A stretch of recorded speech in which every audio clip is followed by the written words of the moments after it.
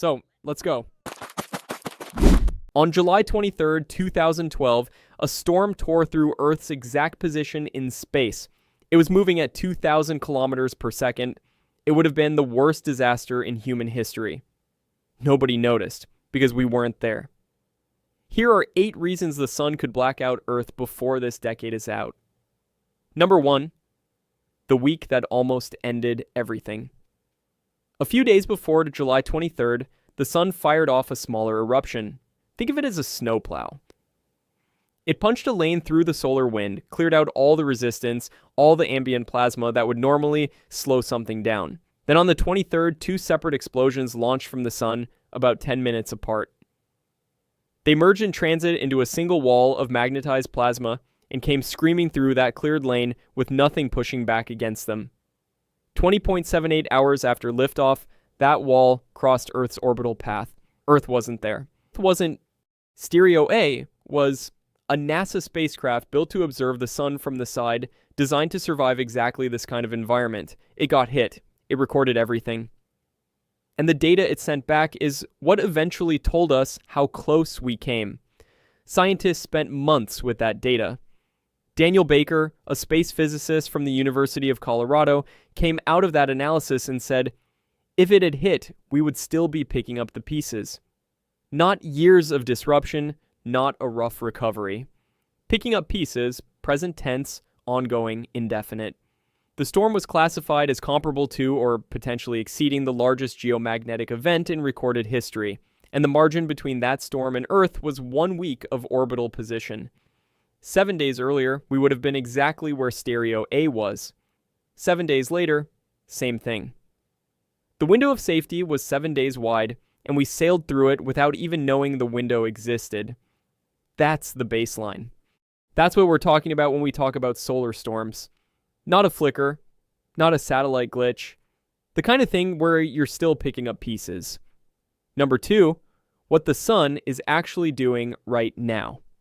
In 2019, a panel of scientists from NUAA and NASA sat down and made their best prediction for solar cycle 25, the current 11-year wave of solar activity that the sun was just beginning. Their conclusion, weak, mild, expected to peak around 115 sunspots sometime around mid-2025. The previous cycle had been the weakest in 100 years. This one looked like more of the same, nothing to lose sleep over. They were wrong by a significant margin. The cycle peaked in October 2024 at a smooth sunspot number of 161, 40% higher than predicted, and it arrived months ahead of schedule. Strong cycles rise fast and peak early, which is exactly what this one did while the official forecast was still calling for mild. In August of that year, the monthly count hit 216. In October, the sun fired off an X 9.0 flare, the strongest single event of the cycle. And in May 2024, 5 separate eruptions from the same sunspot region launched in quick succession, collided in space, and merged into what scientists call a cannibal CME, a coronal mass ejection that ate the ones ahead of it, compounding their energy and magnetic force into a single supercharged wave. That wave triggered the first G5 geomagnetic storm since 2003. Northern lights appeared over Florida, over Texas, over parts of Mexico. Then, in November 2025, another major eruption produced an X 5.1 flare, the strongest of that year, followed by a merged wave of 3 CMEs hitting Earth in sequence. Radio communications across Europe, Africa, and Asia blacked out for up to an hour. The British Geological Survey upgraded its forecast to the highest intensity level. A NASA satellite launch was delayed. These are not flukes. This is what a solar maximum looks like when it comes in stronger than anyone expected. Here's the part that matters for the title of this video. Solar Cycle 25 runs from 2019 to 2030. We are still inside it. The decade doesn't end until 2030, and even though the peak is likely behind us, the slope down from a strong maximum is still active territory. Major events don't stop at solar maximum. They just become statistically less frequent. The storm that almost ended everything in 2012 happened during a relatively quiet period of the previous cycle. The window is still open. Number 3. How a solar storm actually kills a power grid. Here's the part that gets glossed over in most explanations because it sounds technical. But it's actually simple, and once you understand it, the rest of this video gets a lot scarier. A solar storm doesn't fry your electronics like a movie EMP. It doesn't zap satellites out of the sky. What it does is something slower, harder to see coming, and much harder to fix. When a massive coronal mass ejection hits Earth's magnetic field, it shakes it. Rapidly, repeatedly, like a hand grabbing a tablecloth and pulling. And a shaking magnetic field does exactly what any moving magnet does when you put it near a wire. It generates electricity. Your high voltage power transmission lines are, when you strip away the engineering, very long wires strung across thousands of kilometers of ground. When the magnetic field shakes, those lines suddenly carry currents they were never designed to handle. Geomagnetically induced currents, GICs, up to 100 amps pouring into infrastructure that normally operates with offsets measured in milliamps. The difference between those two numbers is roughly the difference between a gentle breeze and a hurricane.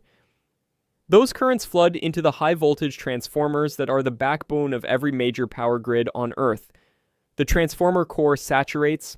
It starts drawing reactive power it cannot handle. It overheats.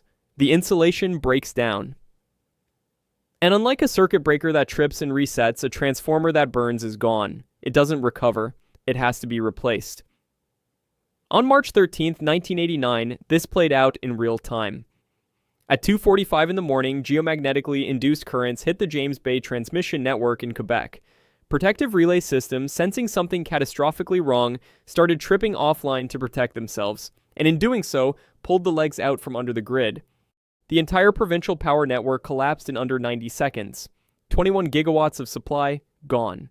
6 million people woke up with no heat, no light, and no idea why. Restoration took over 9 hours. At a nuclear plant in New Jersey, a high-voltage transformer worth $12 million overheated and suffered permanent insulation damage. They had a spare. It still took 6 months to install. Meanwhile, over 200 similar grid anomalies erupted simultaneously across the United States. Transformers stressed, relay systems tripped, voltage fluctuations cascaded through interconnected lines from coast to coast. Most Americans never heard a word about it. Now here's the number that reframes all of that. The 1989 storm was roughly 1/10 the intensity of the storm that hit Earth in 1921. And the 1921 storm was weaker than 1859. The event that knocked out Quebec for 9 hours and nearly cascaded across the eastern United States was, on the scale of what the sun can actually do, a moderate Tuesday. Number 4. The transformer problem nobody is talking about. So the storm burns the transformers. You order new ones, except you can't. Not quickly. Not at scale. And this is where the disaster that lasts hours becomes the crisis that lasts years. A high-voltage extra-large power transformer is not a product that sits in a warehouse. Each one weighs between 50 and 100 tons. Each one is custom-engineered to specification for a specific substation, a specific voltage level, a specific grid configuration. You don't order one off a shelf. You commission one, you wait for it to be designed and built, and then you wait for it to be shipped, often by specialized railcar, because nothing else can carry something that heavy, and only certain routes can handle the load. Before 2020, that wait was 6 to 12 months. As of 2026, the lead time for a high-capacity transformer is 2 to 4 years. Demand has increased 274% since 2019. Every data center, every solar farm, every EV charging network needs transformers, and the factories were already behind. The United States manufactures roughly 20% of what it needs domestically. The average transformer currently in service is 40 years old. Many were built when the grid was designed for a world that no longer exists. A Carrington-class storm hitting North America could damage hundreds of these simultaneously, possibly thousands. There is no stockpile for that. There is no emergency production surge that solves a 4-year supply chain in a crisis. There is a queue, and every city that lost a transformer goes to the back of it, and they sit in the dark while they wait, not for days, but for months. In the worst projections, for years. And the grid isn't the only thing. The internet you're watching this on travels through over 400 submarine fiber optic cables laid across the floors of every ocean. Those cables need electronic repeaters every 50 to 150 kilometers to keep the signal alive across those distances. A major geomagnetic storm can damage those repeaters. When they go, the cable goes dark, not slow, not degraded, dark. And there are approximately 60 cable repair ships in the entire world. 60 ships, 400 cables, every ocean. They move slowly. Repairs are measured in weeks. And if enough cables go at once, you don't just lose internet speed, you lose continents.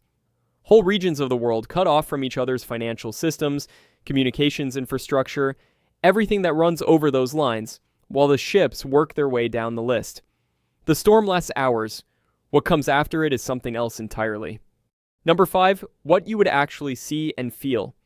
Let's put you in it. Both versions, 1859 and now.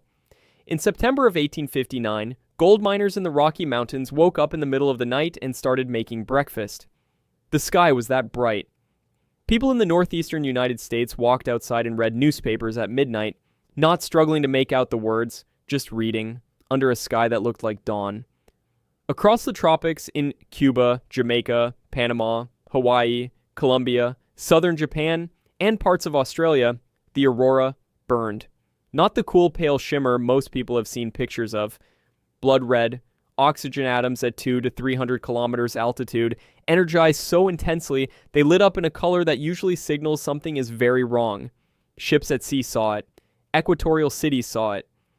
The sky above Queensland, Australia was described by a local newspaper as a gorgeous hue of red visible for 3 nights straight.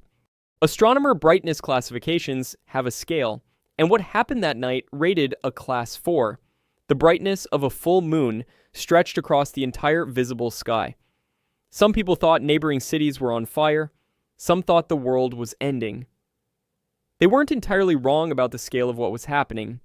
Then came the machines. Telegraph operators across Europe and North America grabbed their equipment and got thrown back. Sparks arced from keys and receivers. Paper caught fire in some offices. Equipment that had never done anything unexpected was suddenly violent and alive. At least one operator was reportedly knocked unconscious. And then, the strangest thing. Operators in Portland, Maine, and Boston, Massachusetts disconnected their batteries entirely to protect themselves from the surges, and the telegraph kept working. For nearly 2 hours, they sent messages back and forth with no power source at all. The geomagnetic storm was running the network. The induced current in the wires was strong enough to replace the electricity that was supposed to be there. Now put yourself in the modern version. It starts quietly. GPS gives you a strange reading, just slightly off, nothing you'd definitely notice on its own. High-frequency radio cuts out, which means aviation and maritime communications go first. Then the lights. Not everywhere at once, cascading, substation by substation, moving outward from wherever the grid is most vulnerable. If you're near a major substation when a large transformer fails, you might smell it before you lose power. Burning oil, hot metal, the sharp chemical smell of electrical insulation breaking down under heat it wasn't built for. Your phone has no signal. The ATM screen is dark. The gas pump won't respond. The credit card terminal is offline. You can still drive, probably. Older vehicles with simpler electronics almost certainly fine. Newer ones with full computer management systems, uncertain. Not definitely broken, but uncertain, which is its own kind of problem. And then you look up. Where it's dark enough to see the sky, it's red. Not everywhere. Not for everyone. But in the places where it reaches, and in a Carrington-class event it reaches the equator, it looks like the horizon is on fire, in every direction all at once. You don't know yet how long it'll look like that. You don't know yet what's burned. Number 6, the warning system and its fatal flaw. Okay. But surely we see it coming, right? We have satellites, we have observatories, we're watching the sun constantly, we are, and we do see it coming. That is genuinely not the problem. There's a spacecraft called DS-COVAR sitting at a gravitational balance point about 1.5 million kilometers from Earth, directly between us and the sun. It monitors the solar wind in real time, and when something big is heading our way, it sees it first. When it detects the signature of an incoming storm, the data goes to forecasters, and forecasters issue warnings. It works. The system functions. What it gives you, depending on the speed of the incoming storm, is somewhere between 15 and 60 minutes of warning before impact. 15 minutes. To spin down satellites, stabilize power grids, reroute aircraft, bring critical systems to a protected state. 15 minutes, if you're lucky and the storm isn't fast.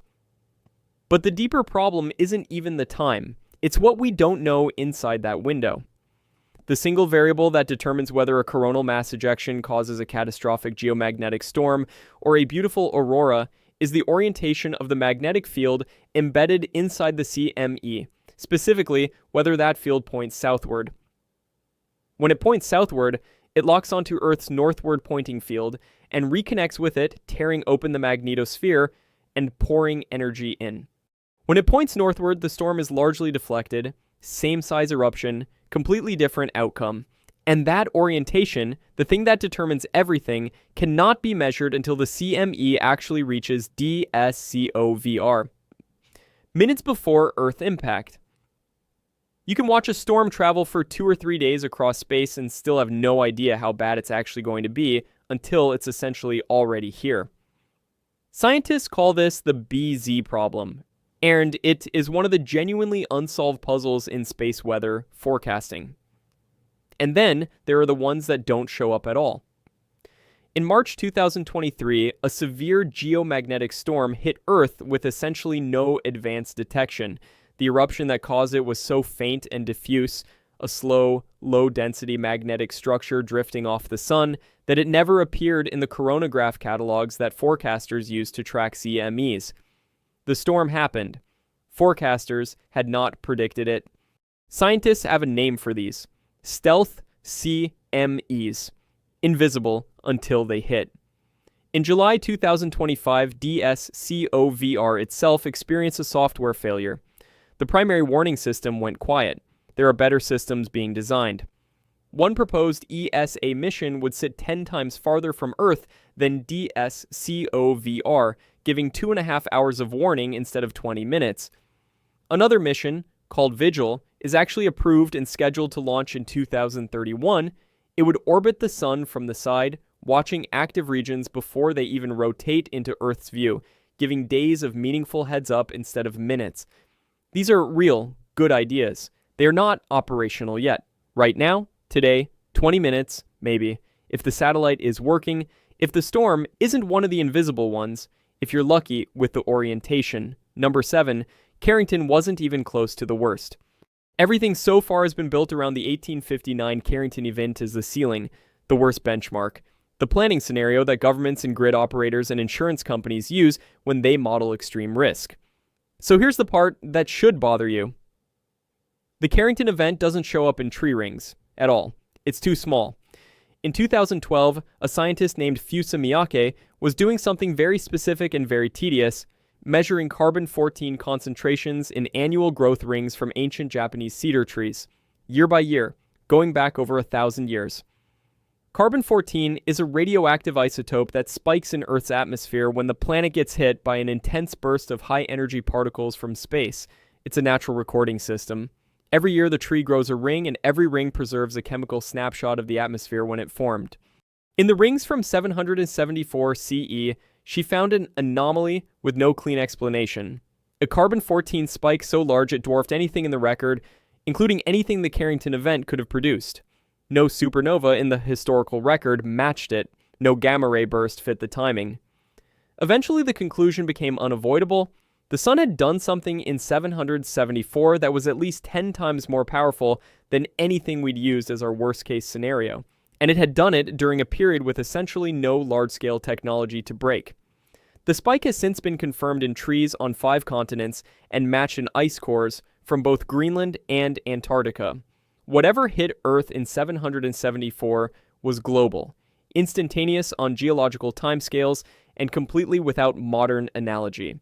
Scientists called these events Miyake Events, and 5 have been confirmed across the last 15,000 years.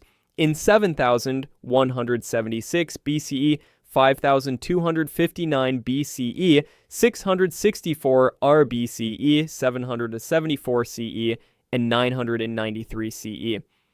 In 2023, researchers found evidence of an even older event buried in subfossil pine trees preserved in the French Alps, dated to approximately 14,300 years ago. Roughly twice the size of 774, estimated to be somewhere between 100 and 200 times more powerful than Carrington, they happen roughly once every 500 to 1,000 years. The last confirmed one was over 1,000 years ago. Here's where the established science ends and the honest uncertainty starts. We don't know what causes them. Standard solar flare physics struggles to account for particle fluences this enormous. The numbers are almost too large for the models. The leading idea is a superflare from an unusually complex active sunspot group, possibly combined with a perfectly configured CME, but that's still a hypothesis. Nobody has observed one in the instrument era. Nobody knows how to predict them. Nobody knows exactly what the warning signs look like. What the trees are telling us is that our ceiling isn't a ceiling. It's just the largest thing we happened to survive while anyone was writing it down. Number 8. The Apollo bullet nobody talks about. One more thing. A quick one. But it matters. August 4th, 1972. A solar proton storm hits Earth with the fastest CME transit ever recorded in history. 14.6 hours from Sun to Earth's orbit. Not the 2 or 3 days of a typical event. Not even the 17 or 18 hours of the Carrington CME. 14.6 hours moving like something that doesn't know it's supposed to slow down. Researchers later modeled what would have happened to any astronaut caught outside a spacecraft during that storm. Within 7 hours of the event, you've exceeded your 30-day radiation limit for skin and eyes. Within 8 hours, your blood-forming organs have absorbed their 30-day limit. Within 11 hours, you've hit your career limit for skin exposure. The estimated potential dose for an astronaut working outside on the lunar surface, somewhere between 1,000 and 4,000 millisieverts. The threshold for acute radiation sickness starts around 1,000. The line between very sick and possibly fatal starts somewhere in that range and above it. Apollo 16 had splashed down in April of 1972. Apollo 17 didn't launch until December. The fastest solar storm ever recorded arrived in August, exactly in the gap. The only 4-month window in the entire Apollo program when no human beings were in deep space. NASA did not plan for that gap specifically to avoid this storm. The schedule happened to align that way. Luck, pure timing. The program that defined an era of human exploration dodged the deadliest space weather event in modern recorded history because of a coincidence in the launch calendar. We're going back to the moon. We're talking seriously about Mars. The radiation shelter designs for those missions are better than anything Apollo had. But a Miyake-class event, the kind the trees remember, there is no practical shielding solution that fits on a spacecraft for something at that scale. We don't have an answer for that one yet. We're working on it. The sun has done this before. The trees remember. We just haven't decided whether we do.